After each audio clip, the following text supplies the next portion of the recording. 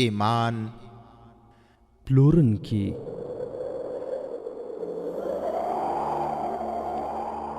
څلورمه برخه.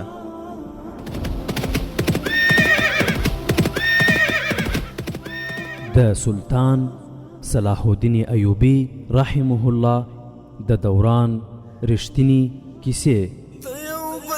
صلاح الدین پر د غزمکارا پیدا کړه، ته یو بل صلاح الدین پر د غزمکارا پیدا کړه. الحمد لله وكفى والصلاة والسلام على رسوله المصطفى. اما بعد، چې هر شپه وي مېلمستیا ته یې ورتلی شي. ناجي 3 ورځې وروسته بلنه ورکړه او ورته ویې چې مېلمستیا به لږه او جشن به زیات وي، او دا جشن به له ښاره لرې بیدیا کې د مشالونو په رڼا کې کېږي. د نڅاګانو او سندرو ترتیبات به نیول شوي وي. د ساتونکي پوځ اسپاره به د خپلو جنګي چالونو څرګندونه کوي. د توري وهلو او له وسلې پرته د جنگ مقابلې به وي، او صلاح الدین ایوبي به د شپې همالته پاتې کېږي. د هستوګنې لپاره به خیمې وهل کېږي. صلاح الدین ایوبي د پروګرام تفصیل اورېده، پر نڅا او سندرو یې هم اعتراض ونه کړ. ناجي په ویره کې په کراره وویل چې د پوځ هغه سفاهیان چې مسلمانان نه دي یا تر اوسه نیمه مسلمانان دي، کله کله شراب څښي. هغوی اجازه غواړي چې د شرابو څښلو اجازه دې ورکړی شي. صلاح الدین ایوبي ورته وویل تاسې د هغوی قومندان یاست، که تاسې غواړئ هغوی ته اجازه ورکړئ، که نه یې غواړئ ورتاسې زه امر نه کوم، خو دومره درته وایم چې شراب څښل ډېر بد عمل دی. ناجي د غلامانو په څېر وویل د مصر د امیر بخت دې لوړ وي، زه څوک یم د هغه کار د اجازې ورکولو چې تاسې یې ډېر بد ګڼئ. صلاح الدین ایوبي وویل هغوی ته اجازه ورکړئ چې د جشن په شپه له بدکارۍ او شور او غوغاو پرته هر څه کولی شي. که چا شراب وڅښل او بیا یې اله ګوله جوړه کړه، هغه ته به سخته سزا ورکول کېږي. دغه خبر چې کله د صلاح الدین ایوبي مامورینو ته ورسېده چې ناجي د صلاح الدین ایوبي په درناوي کې کوم جشن جوړول غواړي، په هغې کې به نڅاګانې او سندرې وي، شراب به هم څښل کېږي، او صلاح الدین ایوبي دغه مېلمستیا ته ورتګ له دغو ټولو خرافاتو سره منلی دی. ټولو له حیرانتیا نه یو بل ته کتل. چا وویل ناجي درواغ وایي، هغه نور تر خپل اغېزې لاندې راوستل غواړي، او چا پکې دا هم وویل چې بالاخره د ناجي جادو پر صلاح الدین ایوبي هم اغېز وکړ. دا نظر د هغو مشرانو خوښ شو چې د ناجي د ګوټ ملګري وو. صلاح الدین ایوبي د واک له اخیستلو سره پر هغو مزې چړچې، عیش، شراب څښل او بدکارۍ منع اعلان کړې وه.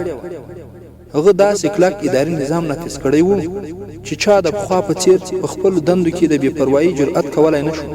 هغوی په دې باندې خوښ وو چې نن د مصر نوی امیر په یوه مېلمستیا کې د شرابو او نڅا اجازه ورکړې وه، نو سبا ته به په خپله پر دغو رنګینیو عادت شي. یوازې علي بن سفیان و چې ورته معلومه وه چې صلاح الدین ایوبي ولې د دغو خرافاتو اجازه ورکړې وه. د جشن ماښام را ورسېده. یوه خوا د 14مې سپوږمۍ وه. په بیدیا کې سپوږمۍ دومره روښانه وي چې د شګو ذرې هم لیدل کېدای شي. بل خوا په زرونو مشالونو هلته د بیدیا شپه ورځ ګرځولې وه. د ساتونکو پوځ ګڼه ګوڼه وه چې د یو پراخ ډګر په شاوخوا د دیوال په څېر ولاړ و. یوې خوا ته یې د صلاح الدین ایوبي د ناستې لپاره کوم مسند ایښودل شوی و. هغه د لوی ستر پادشاه د تخت په څېر ښکارېده. د هغې کیڼ او ښي لوري ته د لوړ رتبه مېلمنو لپاره ناستې ځایونه وو. په دغه پراخ او پلن سیل ځای کې لږ وړاندې د مېلمنو لپاره ډېرې ښکلې خیمې درول شوې وې. له هغوی نه یوې خوا ته د صلاح الدین ایوبي یوه لویه خیمه درول شوې وه، چیرې چې به هغه شپه تېروله. علي بن سفیان تر لمر لوېدو د مخه ورغلی و، او د دغې خیمې شاوخوا ته یې ساتونکي درولي وو. کله چې علي بن سفیان هلته ساتونکي څوکیداران ودرول، ناجي زکوې ته وروستۍ لارښوونې کولې. هغه ماښام د زکوې ښکلا نوره هم را څرګنده شوې وه.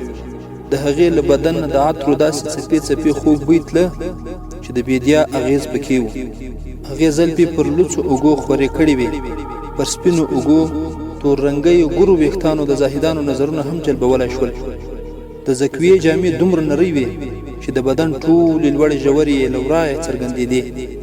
د هغې پر شونډو فطري مسکا د نیم سپړلې غوټۍ په څېر وه.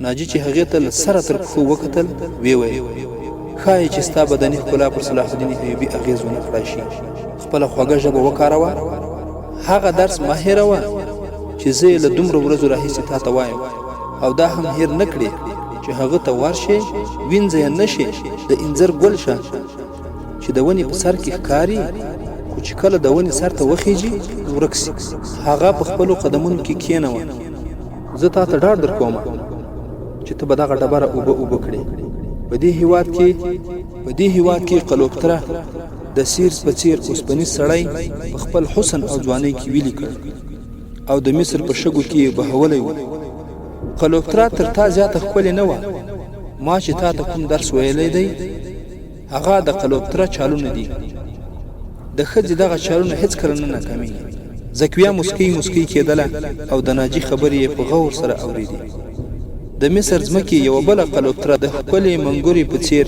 زیږولې وه د مصر تیر تاریخ خپل پیر بیا تکراروه لمر چې پرېوت مشالونه بل شول صلاح الدین ایوبي پر آس سپور راغی د هغه ښي او کیڼ لور ته د هغه ساتونکي ټولۍ عسکر پر اسونو سپاره وو چې علي بن سفیان ټاکلي وو له همدغه ټولۍ نه 10 تنه عسکر علي بن سفیان تر ماښامه د مخه راوستي وو او د سلطان صلاح الدین ایوبي له خیمې نه یې بهر درولي وو موسیقي آلاتو د دیرال له غږ سره استقبالیه نغمه وغږوله او په بیدیا کې د امیر صلاح الدین ایوبي د زنده باد د نارو انګازې شوې ناجي راوړاندې شو او صلاح الدین ایوبي ته یې ښه راغلاست ووایي ویې ویل ستاسې قربانۍ ورکوونکی پوځ د اسلام د عظمت ساتونکی تاسې ته د سر په سترګو ښه راغلاست وایي چې هغوی ستاسې د لیدلو تنده او ناکرارۍ وګوري ستاسې په یوه اشاره به ځانونه قرباني کړي او د چاپلوسۍ لپاره چې د هغه څومره الفاظ یاد وو ویې ویل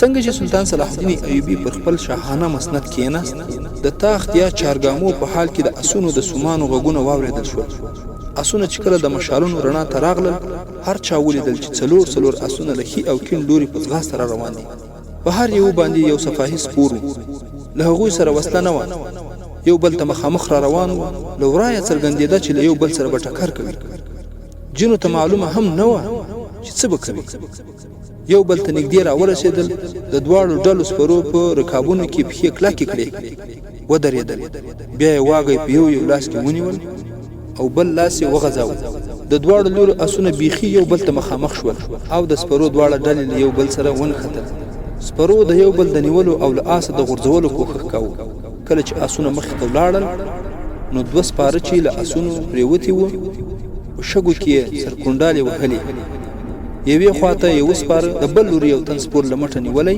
او له آسه یې پورته کړی و هغه یې پر خپل آس څملولی او د ځانه سره یې یووړ د ګڼې ګوڼې خلکو دومره شور جوړ کړ چې چا خپل غږ په خپله هم اورېدلی نه شو دا سپاره چې په تیاره کې غایب شول نو له دواړو لوري څلور اسونه نور راغلل او دغه ډول مقابله یې وکړه په دې ډول 8 مقابلې وشوې تر دې وروسته اوښسپاره راغلل بیا آسپرو او اوښسپرو د سپرلیو بېلابېل چالونه وښودل تر دې وروسته د برچې وهلو او له وسلې پرته جګړو څرګندونې وکړای شوې چې پکې څو تنه سپاهیان زخمیان هم شول صلاح الدین ایوبي د شجاعت او زړورتوب دغه مظاهرو او مقابلو ته خورا زیات ځیر و هغه ته د همدغسې زړور پوځ اړتیا وه د علي بن سفیان غوږ کې وویل که په دې پوځ کې اسلامي جذبه او احساس هم وي نو زه یوازې په همدې لښکرو صلیبیان په ګونډو کولی شم علي بن سفیان رحمت الله علیه هماغه مشوره ورکړه چې د مخه یې ورته ویلي وي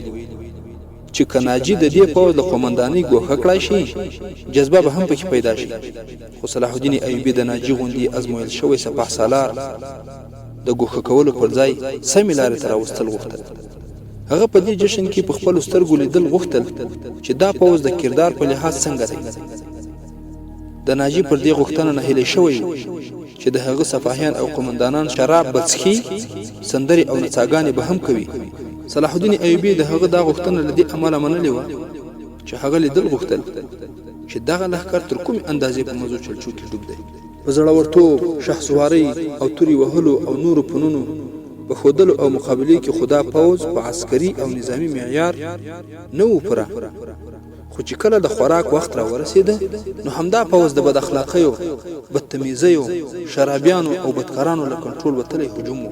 د خوړو ترتیب په یو آزاد میدان کې نیول شوی و. یوې خواته د پوځ لږو ډیرو 2000 کسانو ته خواړه ایښودل شوي وو او له دوی نه لږ څه لرې د صلاح الدین ایوبي او نورو لوړ رتبه مېلمنو لپاره د خوراک تنظیم شوی. په سلونو مکمل پسونه، وزګړي، د اوښانو مکمل برنونه او په زرونو چرګان کباب کړی شوي وو. د نورو اړوندو شیانو خو شمېر نه کېده او سفاهیانو ته د شرابو کوچني کوچني مشکونه او سراحیګانې ایښودل شوي وي. عسکر په خوړو او شرابو ورپرېوتل. په غړپاري شراب څښل مسابقه پیل شوه. صلاح الدین ایوبي دې منظرې ته کتل او غلی ناست و. د هغه په مخ کې داسې کوم تاثیر نه و چې سوچ یې ترې څرګند شي. هغه له ناجي نه یوازې همدومره وپوښتل: تاسې له 50,000 سپاهیانو نه دوی د مېلمستیا لپاره څه ډول غوره کړي وو؟ آیا دا ستاسې بدترین عسکر دي؟ ناجي په غلامانه لهجه ځواب ورکړ: د مصر امیر صاحب، نه، دا 2000 عسکر زما د پوځ غوره سپاهیان دي. تاسې د دوی کمالات ولیدل؟ د دوی زړورتوب مو ولیده؟ د جنگ په میدان کې چې دوی د کوم جنګیالیتوب څرګندونه کوي هغه ته به حیران پاتې شي. تاسې د دوی بدتمیزي ته مه ګورئ. دوی به ستاسې په غاښ ځانونه قربانوي. زه کله کله دوی ته مکمله ازادي ورکوم چې تر مړینې د مخه د دنیا له رنګ و بوی نه پوره خوندونه واخلي. صلاح الدین ایوبي د دغه استدلال په جواب کې هیڅ ونه ویل. د ناجي پام چې کله نورو مېلمنو ته واوښت، صلاح الدین ایوبي علي بن سفیان ته وویل: ما چې څه لیدل غوښتل هغه مې ولیدل. دا سوډاني سپاهیان له شرابو او الي ګولي سره عادت دي. ته وایې چې په دوی کې جذبه شته؟ زه یې وینم چې د دوی عملونه هم خراب دي. دا پوځ که ته د جګړې ډګر ته بوځې نو دوی به د جنگ پر ځای د ځان ژغورنې په فکر کې وي.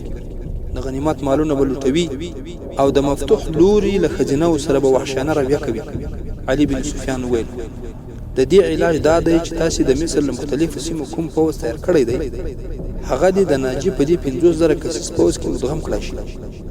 د بدو سپاهیانو چې له ښو سپاهیانو سره ناسته پاسه وشي عادتونه بدلوي. صلاح الدین ایوبي مسکی شو. علي ته یې وویل: ته په یقیني ډول زما د زړه په رازونو پوهېږي. همدا زما پروګرام دی چې تر اوسه مې تا ته نه و ویلی. چاته یې یادونه مه کوه. په علي بن سفیان کې دا صفت و چې د نورو د زړونو په رازونو پوهېده او تر معمول زیات ذهین. هغه نور څه ویل غوښتل چې په مخ کې یې نور مشعلونه بل شول. پر ځمکه قیمتي قالینې غوړېدلې وې. د سورنا او غجکۍ داسې خوږه او پرسوزه نغمه پیل شوه چې په مېلمنو کې چوپتیا خپره شوه. یوې خواته د نڅاګرو نجونو کتار را څرګند شو. 20 نجونې په داسې نازک لباس کې را روانې وې چې په هغې کې یې د بدنونو هره برخه ښکارېده. د هر یوې جامې ډېرې نرۍ چپنډوله وې چې له اوږو نه تر پښو تر غوزانو اوږدې وې. بېشانه ویښتان یې پر اوږو خواره واره وو. د صحرا نسیم ډوله هوا او د نجونو خرامانه مزل یې جامې ورو ورو ښورولې. داسې ښکارېدلې لکه د نسیم باد چې د ګلانو ګېډۍ په څپو راولي. د هر یوې د جامو رنګ جلا و. د هر یوې شکل او صورت تر بل مختلف و. خو د ښکلا او بدن په نازو نخرو کې ټولې یو شان وې. مرمرینې لوڅې مټې یې وې.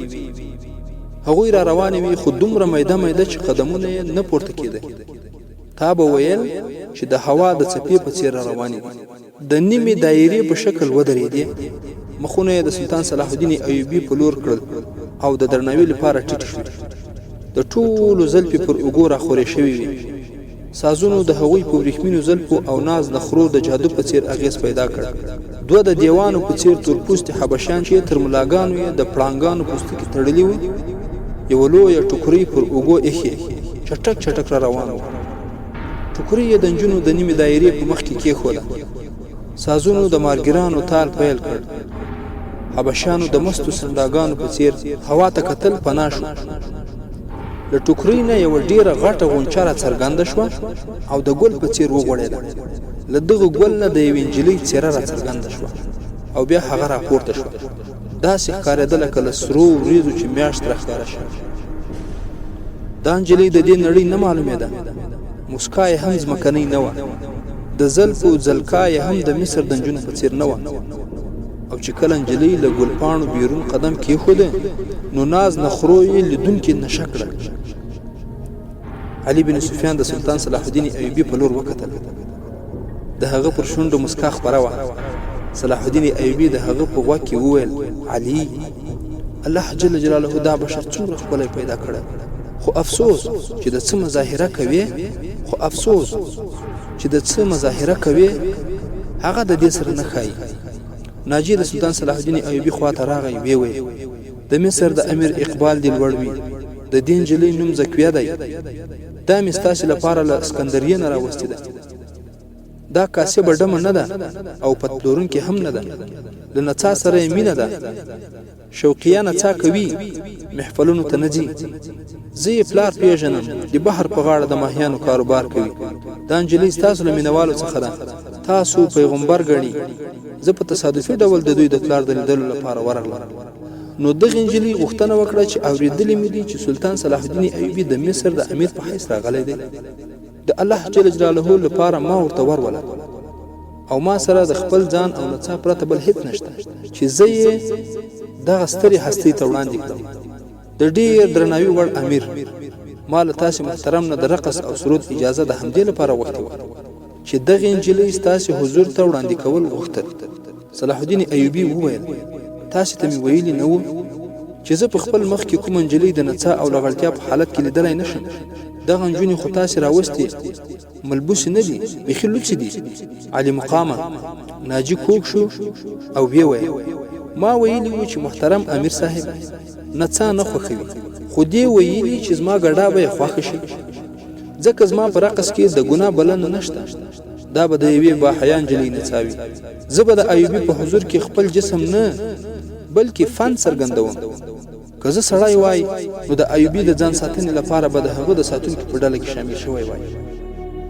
صلاح الدین ایوبي رحمت الله علیه وپوښتل: تاسې دا ویل غواړئ دغه نجلۍ خپل ځان ته راغواړم شاباسۍ ورته وایم چې تا خپل بدن د زرونو سړیو په مخ کې لوڅ کړ، ډېره ښه نڅا دې وکړه. دې ته پر دې خبره شاباسۍ وایم چې دې د سړیو د جنسي احساساتو پر راپارولو کې ښه مهارت حاصل کړی دی. محترم امیر صاحب: نه. ناجي وویل: ما دا له دې وعدې سره دلته راوستلې ده چې تاسې دې ته د ملاقات شرف وبخئ. دا له ډېره لرې ځایه په همدې هیله راغلې ده. تاسې خو لږ ورته وګورئ، د دې په نڅا کې د ډمو په څېر تاثیر نشته. ځان سپارنه یې وګورئ، هغه تاسې ته په څنګه نظر ګوري. بېشکه عبادت یوازې د الله جل جلاله کېږي، خو دا د نڅا په اداګانو له عقیدت نه په ډکو خمارو سترګو ستاسې بندګي کوي. تاسې ورته خپلې خیمې ته د ورتګ اجازه ورکړئ د لږ وخت لپاره. ناجي په خورا اغېزمنتوب او احساساتي کلماتو پر سلطان صلاح الدین ایوبي ومنله چې دغه نجلۍ ته خپلې خیمې ته د ورتګ اجازه ورکړي. سلطان صلاح الدین ایوبي وویل چې ښه، دا زما خیمې ته بیا راولېږه. زکوي ډیر په قرار خپل بدن خوراوه او بار بار به د سلطان صلاح الدین ایوبي په لوري کتل او مسکی کېدله. نور نجونې د مرغۍ په څیر لکه چې الوزي د هغې پر شاوخوا څرخېدلې. دا د کږېدلو او ټوپونو ګډا نه وه. کله خو به د مشالونو په رڼا کې داسې ښکارېدلې لکه په شنو رڼو اوبو کې چې ښاپیرۍ لامبي. د سپوږمۍ خپل اغیز و. د سلطان صلاح الدین ایوبي په باب هیڅوک ویلی نشي چې هغه چوپ او غلی ناست و. څه فکر یې کاوه؟ د ناجي سفاهیانو چې د شرابو څښلو سره هنګامه جوړه کړې وه، هغه هم لکه چې مړه شوي وي. ځمکه او اسمان په وجه درغلی و. ناجي په خپل بریالیتوب ډېر خوښ و او شپه په تېرېدو وه.